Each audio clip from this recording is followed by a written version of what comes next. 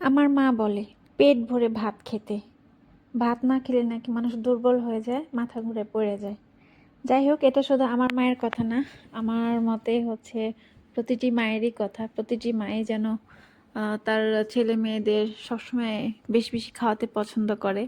তো আমরা যেহেতু বাঙালি, বাঙালিরা তো হচ্ছে মাছে ভাতে বাঙালি, এটাই কথা। আমিও ভাত খাই, এমন না যে আমি ভাত খাই না, তবে দিনের বেলা একবার ভাত খাই।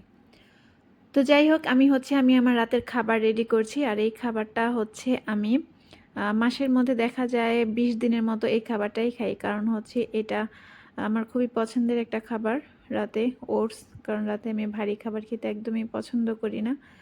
তো সকালেই হচ্ছে আমি ওটস এবং চিয়া সিডস একসাথে হচ্ছে দুধ দিয়ে এটা ভিজিয়ে রাখি, আর হচ্ছে রাতের বেলা এটা বানাই।